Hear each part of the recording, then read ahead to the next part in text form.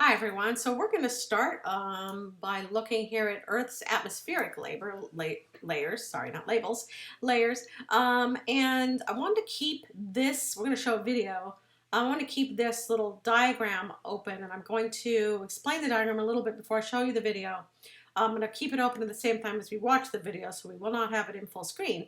Okay, so if you take a look at this diagram, this shows you on this axis the altitude in kilometers, okay, and then the different layers of the atmosphere that we're going to study. So we have the troposphere, the stratosphere, the mesosphere, and the ionosphere. People often split the ionosphere into several other layers. So in the video, you'll see that they split that. On this axis, we'd see the density, right? So the density is, of course, higher at the bottom, right, in the troposphere. And on this axis here is temperature, and this orange line shows you the temperature changes for each of these layers, and it's a weird jagged line. So if you see here, in the troposphere, from the bottom to the top of the troposphere, we see a decrease in temperature. Notice that if we go this way, the temperature is decreasing, as you might expect, right? Higher elevations are colder. Now, as we go to the stratosphere, which contains ozone, we see that we get a temperature rise, and we're going to explain that in the video. And then in the mesosphere, another temperature drop, and then in the ionosphere, a rise in the temperature. Okay, so let's take a look at the video and keep in mind this little plot as we watch. Layers of Earth's atmosphere. The five main layers of the atmosphere are divided according to their temperatures. The lowest layer, the troposphere, varies in height around Earth depending on the warmth of its air. Troposphere is the thick, heavy, moist layer closest to the Earth's surface. Warmest at ground level, it cools with an altitude to as low as minus 70 degrees centigrade. It is about 16 kilometers high at the warm equator, but only 9 kilometers high at the chilly poles. The stratosphere has most of the ozone layer, which absorbs almost all of the sun's harmful ultraviolet light. Because of this, the air warms up to 4 degrees centigrade. The mesosphere, the coldest layer, does not absorb much of the sun's heat or ultraviolet light, so its temperature can drop to minus 90 degrees centigrade. The air here is thick enough to slow down and burn up meteorites. The exosphere, where Earth's atmosphere fades into space, contains hardly any air, but its temperature can reach up to 1650 degrees centigrade. In this region, the air is so thin, a person or spacecraft would not feel the heat. The air in the thermosphere is very thin, but it is thick enough to absorb the sun's ultraviolet light. This light, which is invisible to human eye, heats the thermosphere up to 1480 degrees centigrade.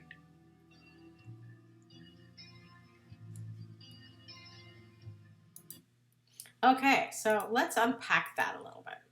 All right, let me get the slideshow going here. All right, so come on, slideshow. There we go.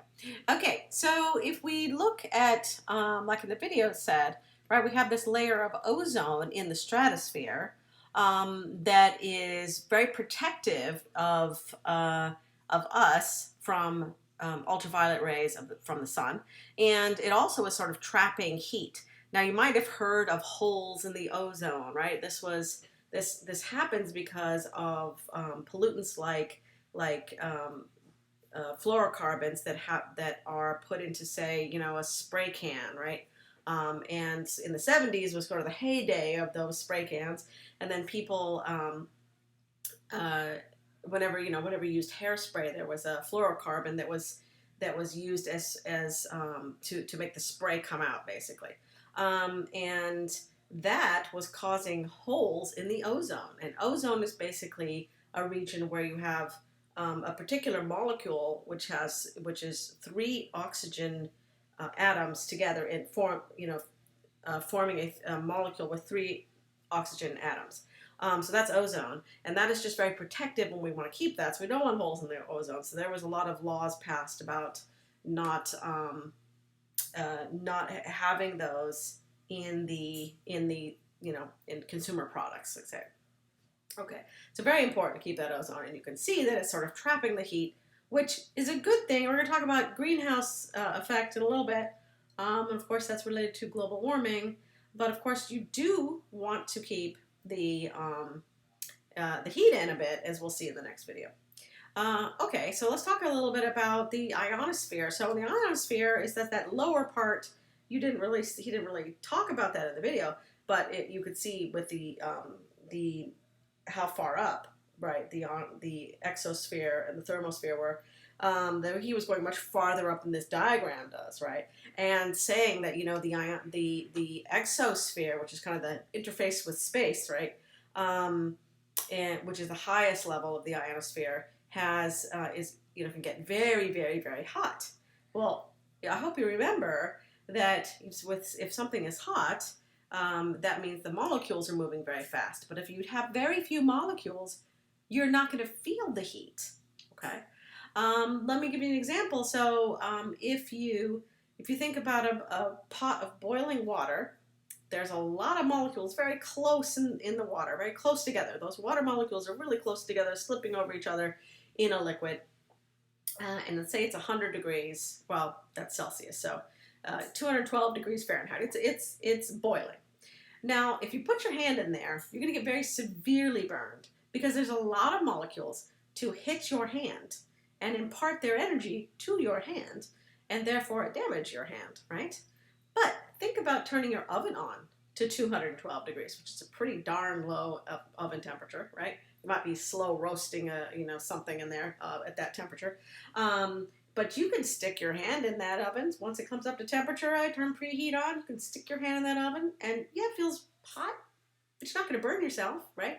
Because you're sticking your hand into hot air, which is a whole lot less molecules, right, than per, let's say, square meter, right, than the water molecules. Those are very closely packed. So it's the same idea when you go up high, high, high in the atmosphere. You have very, very high temperatures, which means the molecules are going very fast. They've been heated up by the sun, but you wouldn't feel it because there's so few of them.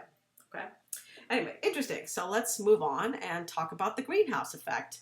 And I'm going to show you a video first, and we'll just sort of unpack that a little bit. So let me go back to, oops, that's not what we wanted. Hello. Yeah, my computer's yelling at me. Go back to our video here. Here we go.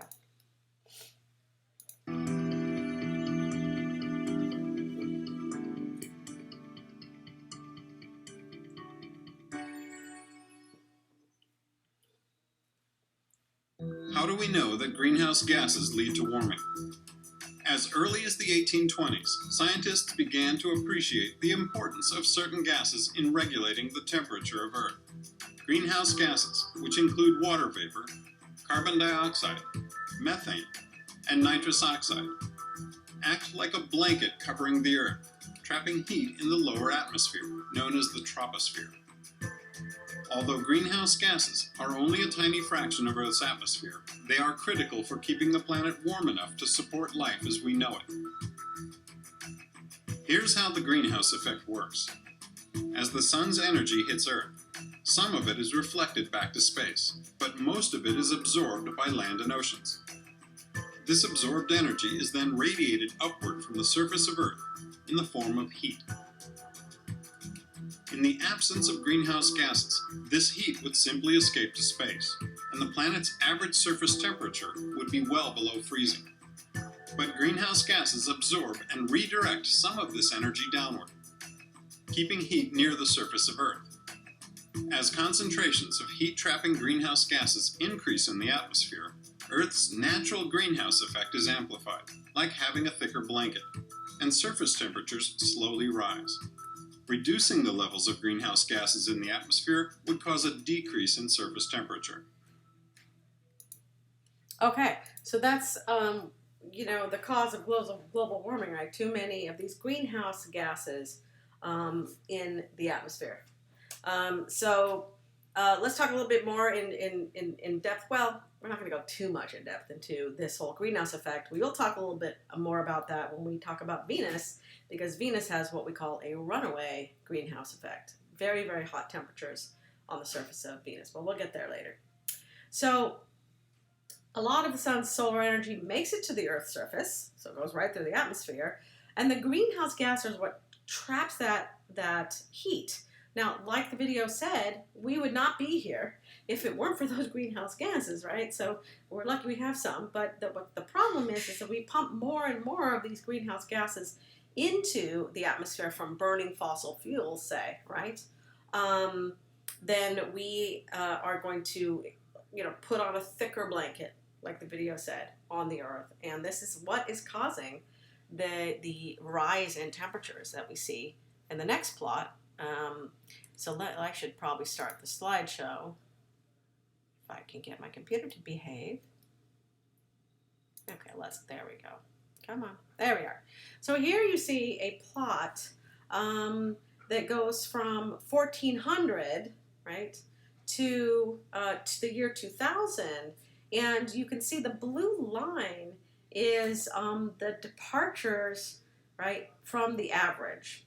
All right, now what does that even mean? So if you have, an average, sort of a moving average, then you can say, hey, how different is the temperature today than the average over a certain period, right?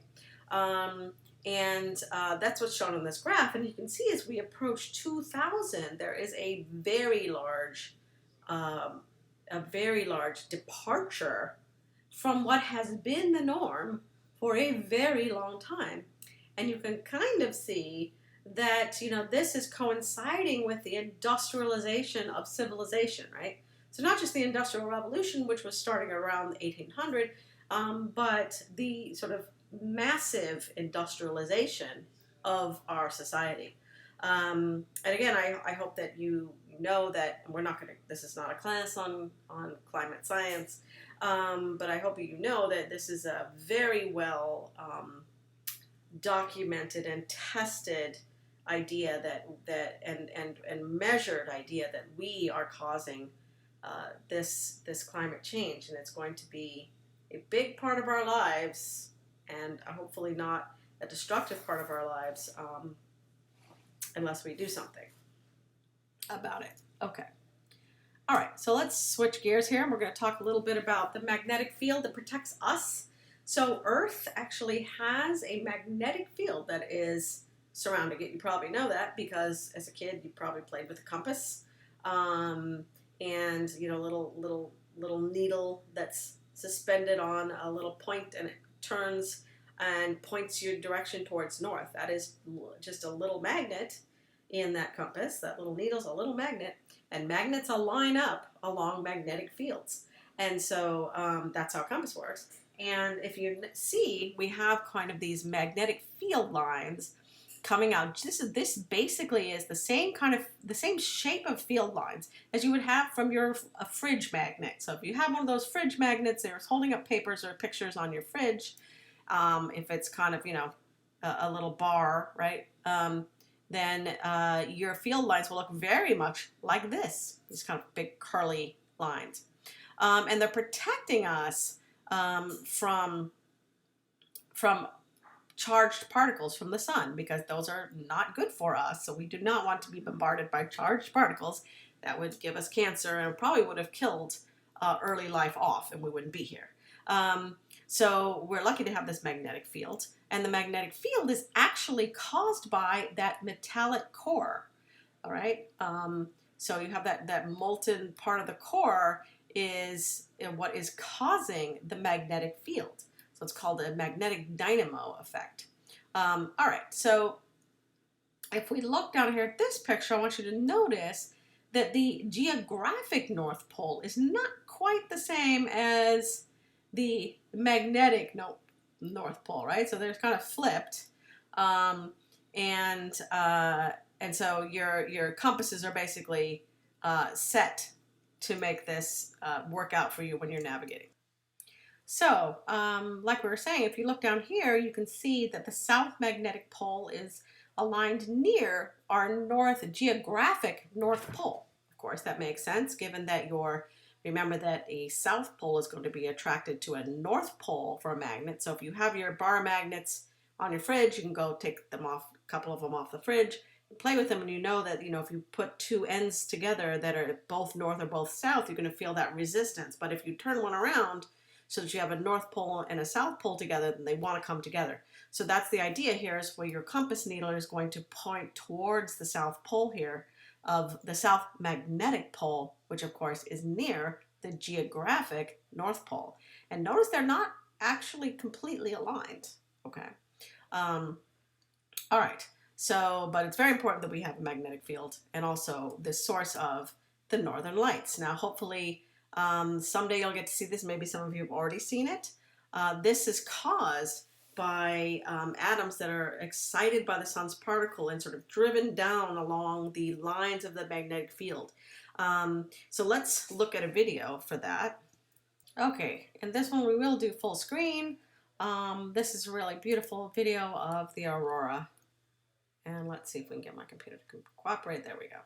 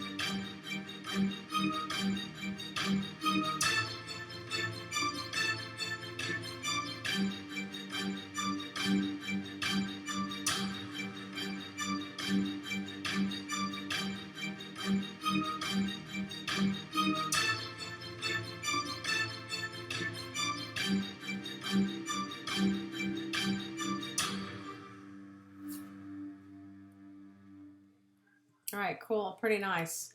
So I think it's worth watching that video all the way through. Be honest. Okay, do you really no, want to we watch a don't video wanna that do looks like this? Let's go. There's All a right. good reason. Sorry about that. Really amazing sight. And again, these molecules are being excited by highly energetic sun particles that are coming off the sun. And the reason that you see all those lines and curves is because of the Earth's magnetic field. Now, when the molecules, once they get excited, if they de-excite, right, they release light, and that's where all that light's coming from. So I hope one day you get to see this. I haven't seen it yet, but hopefully you will. And maybe I will someday. All right, let's pause the video. Let me start my slideshow again so we can get to our question.